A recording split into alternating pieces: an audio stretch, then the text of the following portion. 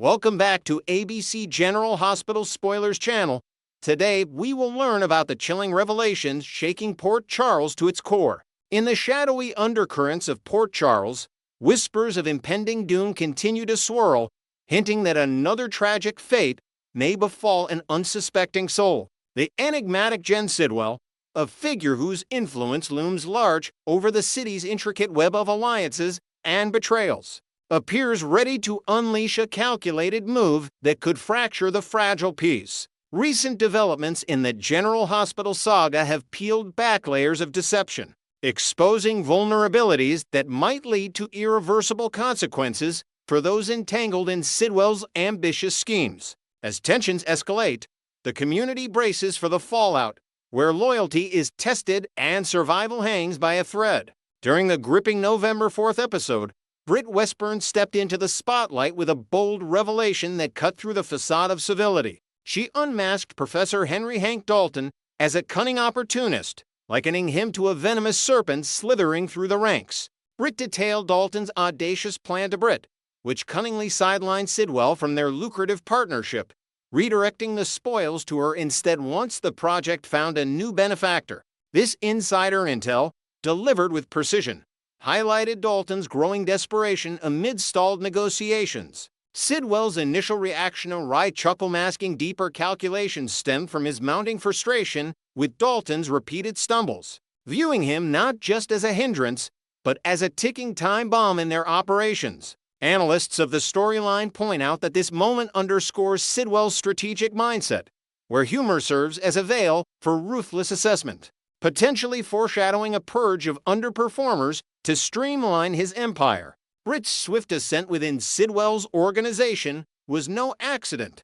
It was forged in the fires of Dalton's glaring shortcomings, which had eroded trust and delayed critical advancements. Her promotion symbolized a shift toward reliability, rewarding those who deliver results over empty rhetoric. In response to Britt's disclosure, Sidwell wasted no time, tasking her with infiltrating Dalton's circle by feigning acceptance of his illicit offer.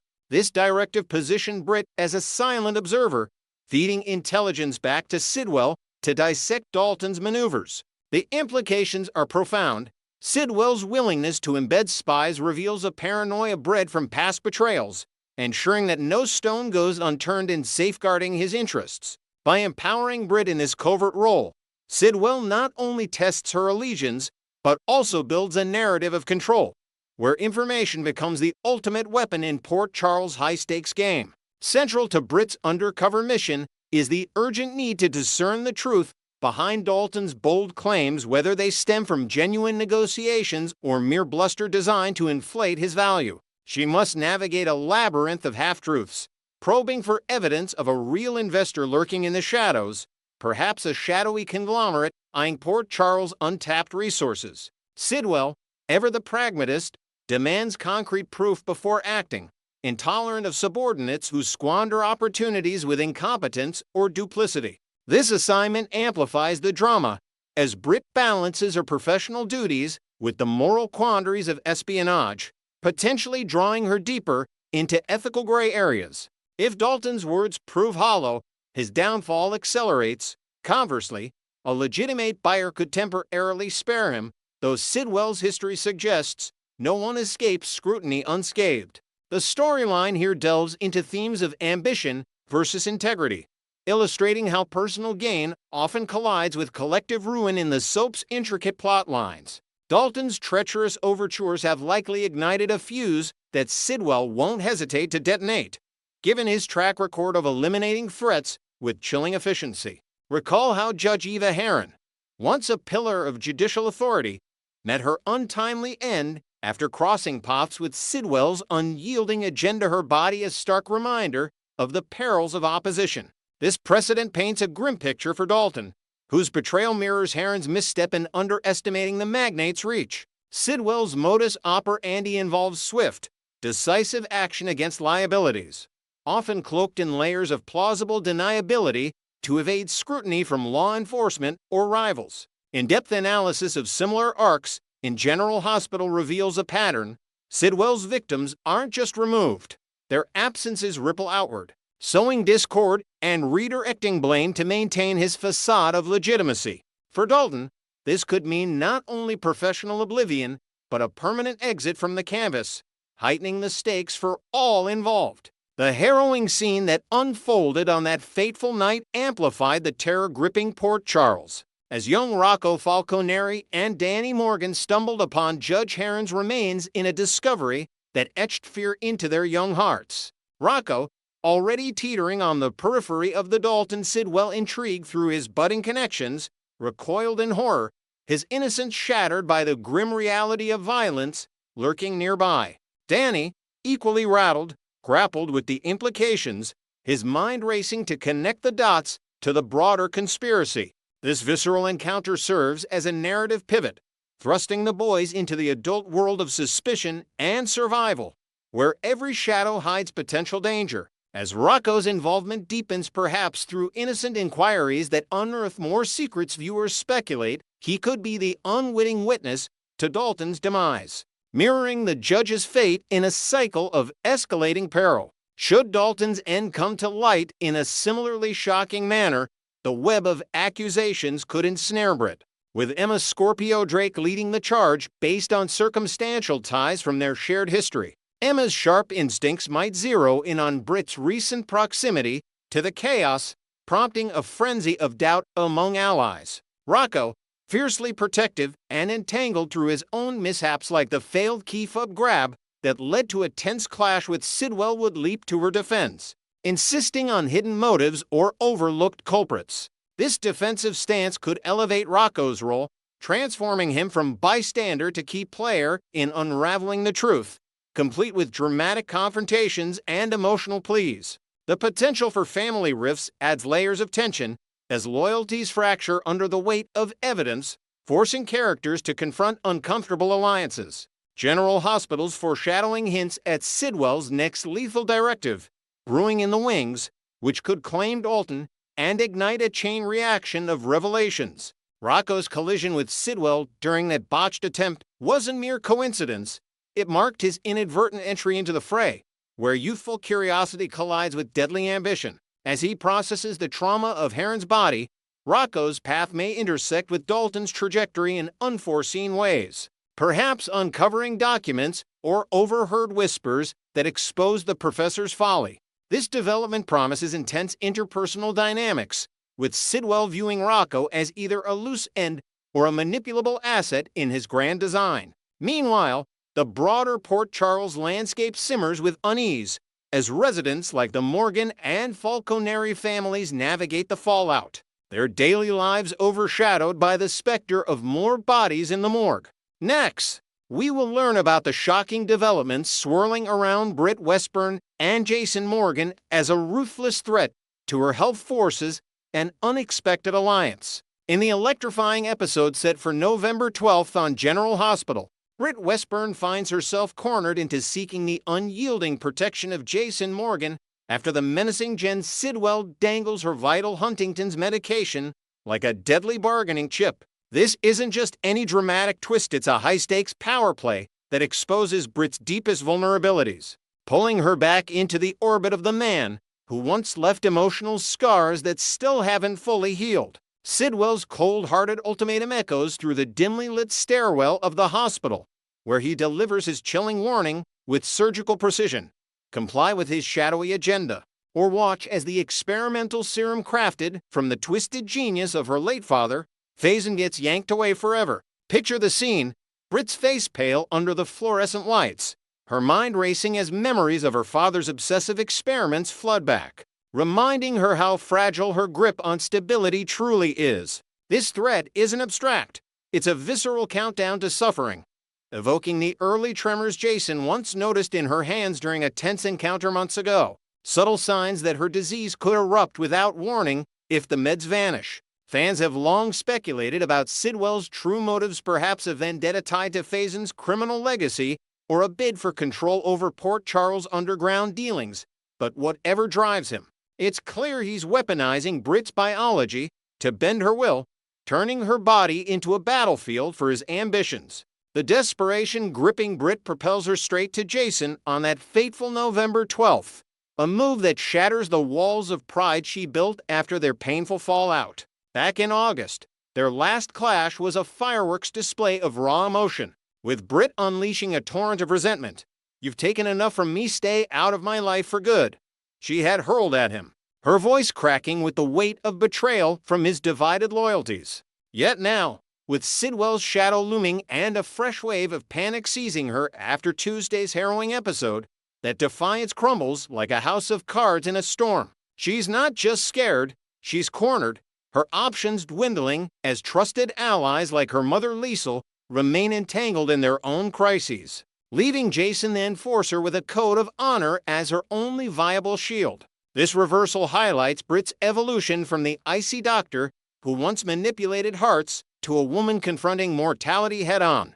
Her independence now a luxury she can't afford. Analysts of the show's dynamics point to this as a classic soap pivot, where personal history collides with present peril, potentially reigniting the smoldering tension between them. Could Jason's storied role as Port Charles' guardian angel finally extend to the woman who challenged his stoic facade like no other? The air crackles with possibility, as Britt's plea might unearth long-buried feelings, forcing Jason to weigh his ironclad devotion to friends like Carly against the raw humanity staring him down. As Jason and Britt collide in their reunion, the episode teases a pivotal instant brimming with unresolved passion, only for the meddlesome Professor Henry Dalton to shatter it at the most inopportune moment imaginable. Imagine the charged atmosphere, Jason's steely gaze locking onto Britt's trembling form, words unspoken hanging heavy as their shared past bubbles to the surface late-night confessions.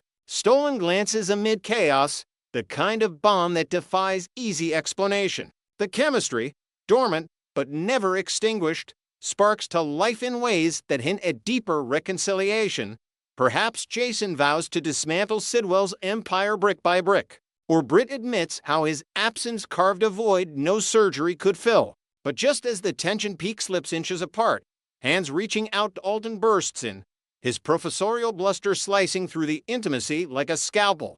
Who is this interloper in their story? Dalton, with his ties to the university's research circles, might be unwittingly entangled in Sidwell's web, carrying secrets about the drug's origins or even a hidden alliance that complicates the rescue. This interruption isn't mere coincidence. It layers suspense onto an already taut narrative, delaying the emotional payoff and amplifying viewer frustration. Delving into character arcs, this setup mirrors past General Hospital arcs where timing torpedoes romance, like the infamous warehouse showdowns that left couples on the brink, underscoring how external forces perpetually test Jason and Britt's fragile trust. Britt's bold counterstrike against Sidwell on November 13th spirals into catastrophe by Friday's revelation, proving once again that her fiery spirit can ignite her own undoing in the unforgiving world of Port Charles. Emboldened by Jason's looming presence like a fortress against the storm, Britt confronts Sidwell in a heated exchange,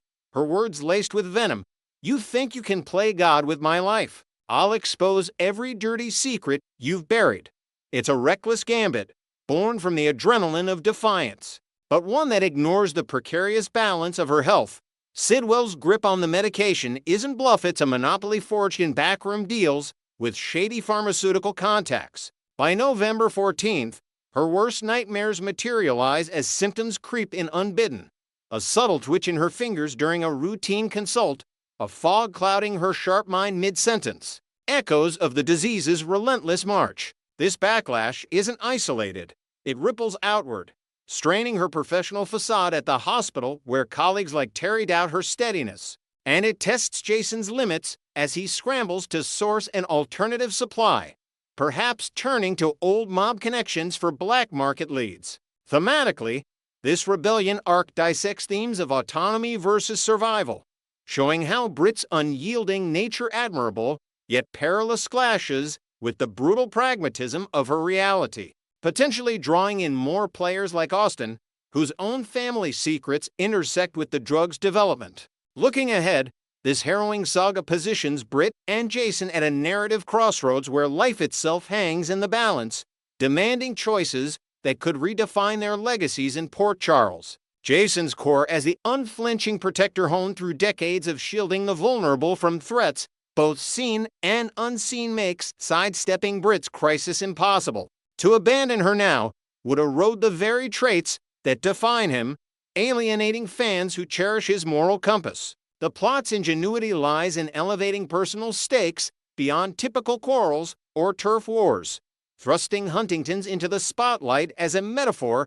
for inevitable decay amid chaos, with Britt's conditions symbolizing the fragility beneath the town's glittering surface. If the writers orchestrate a true Drit alliance, it might eclipse Jason's long-standing ties to Carly, sparking jealousy-fueled subplots that entwine the Corinthos empire with medical intrigue and vision, undercover ops to raid Sidwell's labs, or emotional showdowns where loyalties fracture. Yet risks abound. Sidwell's escalation could involve accomplices like a rogue nurse tampering with hospital records, or even a twist revealing the drug's side effects harbor darker secrets, like accelerated aging or hallucinatory episodes that blur Britt's perceptions of friend and foe.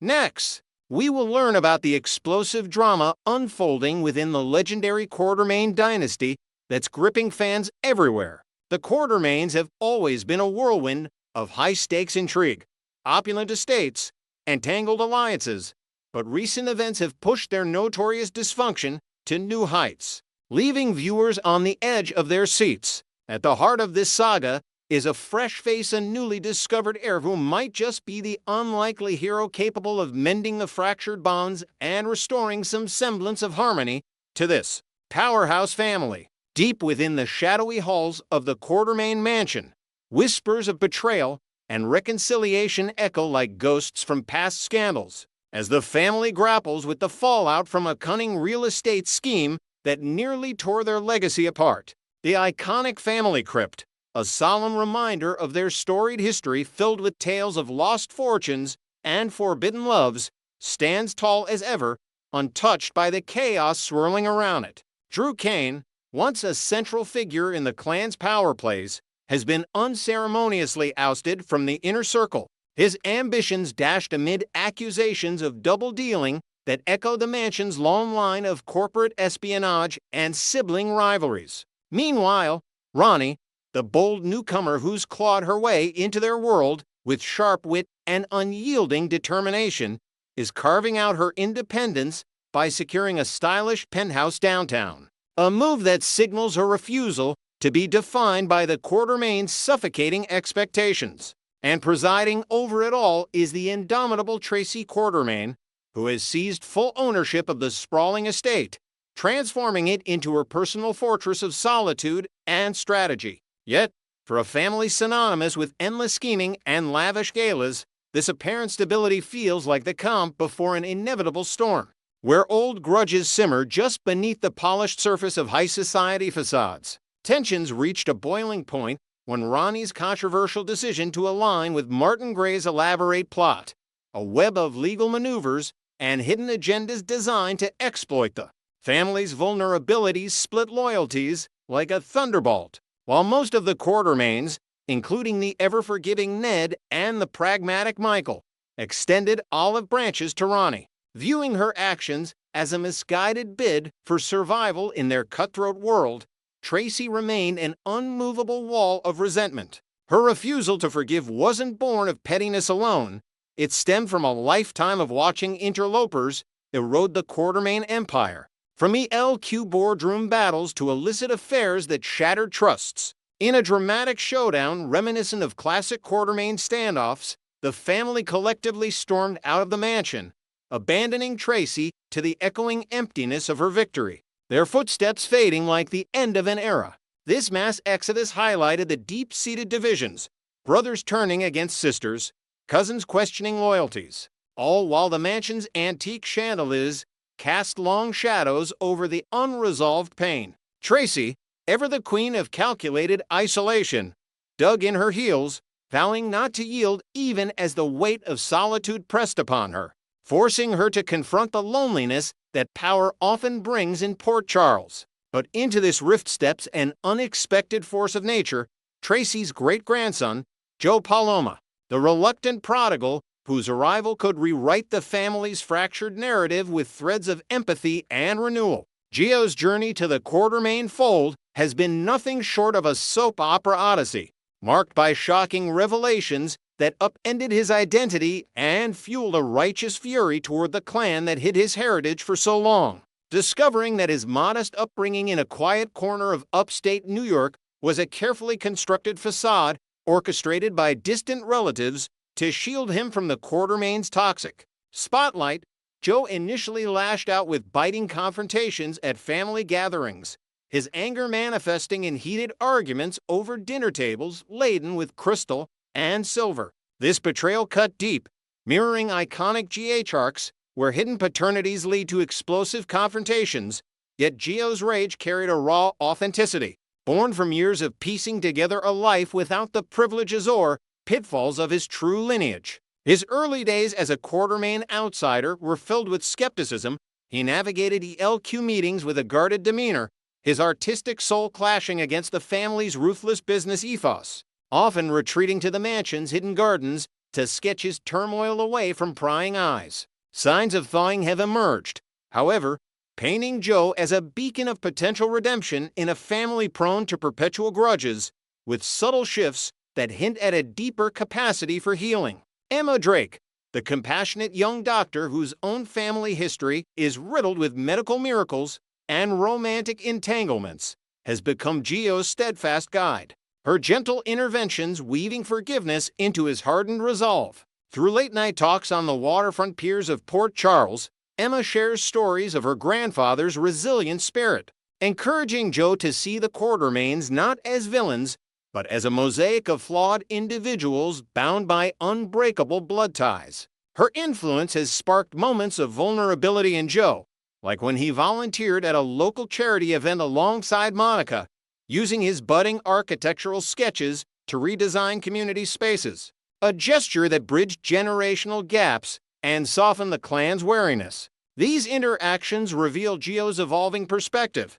He's begun to appreciate the mansion's architectural grandeur as a symbol of endurance rather than oppression, and his once fiery outbursts have given way to thoughtful questions about the family's past triumphs, from Lilla's enduring philanthropy to Edward's iron-fisted legacies. Emma's role extends beyond counsel. Her budding romance with Gio adds a layer of romantic tension, turning personal growth into a subplot ripe with heartfelt confessions under the stars. Fueled by this newfound clarity, Gio's conversation with Emma about Drew's controversial house purchase a deal laced with insider trading whispers and neighborhood gossip propelled him toward a pivotal confrontation that could redefine Quartermaine dynamics. As the sun dipped low over the harbor, casting a golden hue on the discussion, Gio absorbed Emma's advice to seek understanding rather than confrontation, prompting him to drive to the mansion under a sky streaked with twilight promises. Arriving at the grand oak doors, he found Tracy not in triumphant repose, but in quiet reflection, surrounded by stacks of legal documents and faded family photos that chronicled decades of triumphs and tragedies. Tracy, her sharp tongue momentarily softened by isolation,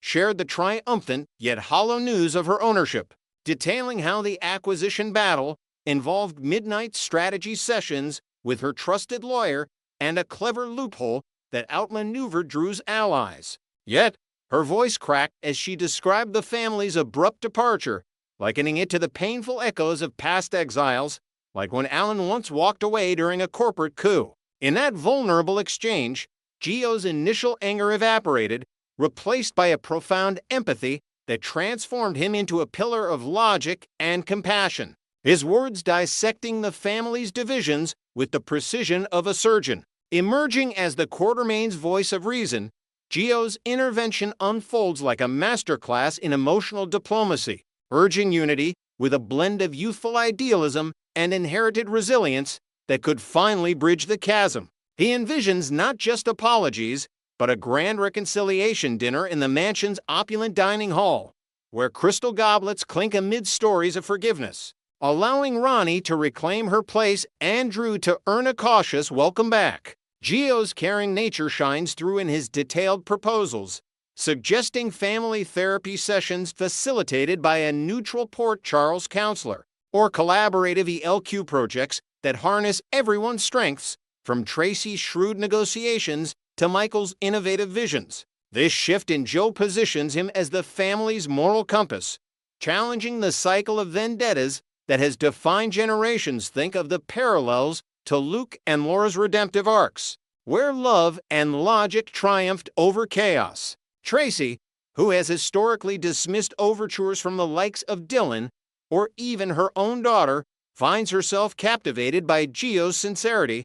His blood connection, combined with his outsider's fresh eyes, pierces her defenses in a way no one else could, hinting at scenes where she shares rare tales of her youth, fostering a grandmotherly bond amid the drama. As the dust settles on this pivotal moment, the Quartermaine saga hurtles toward a reunion that promises the signature blend of madness, romance, and high-stakes twists that keep General Hospital viewers hooked week after week. Bringing the family back under one roof isn't merely logistical, it's a symbolic rebirth, with the mansion once again alive with heated debates over ELQ shares, surprise engagements announced at breakfast, and perhaps even a long-buried family secret unearthed in the attic. Gio's role in this revival could extend to his own integration, contemplating a permanent move into the East Wing, where he might convert an unused suite into a creative studio, blending his artistic pursuits with Quartermaine enterprise. Imagine the possibilities. Joe mediating a truce between Tracy and Ronnie over afternoon tea, or teaming with Emma to host a family gala that raises funds for local causes, all while subtle romantic sparks fly amid the reconciliations. This evolving narrative underscores the enduring appeal of the Quartermaines, their ability to fracture and reform, turning personal turmoil into communal strength, ensuring that Port Charles remains a hotbed of unforgettable drama. Stay tuned for more spoilers as this family odyssey unfolds, where every alliance forged today could spark tomorrow's explosive betrayal.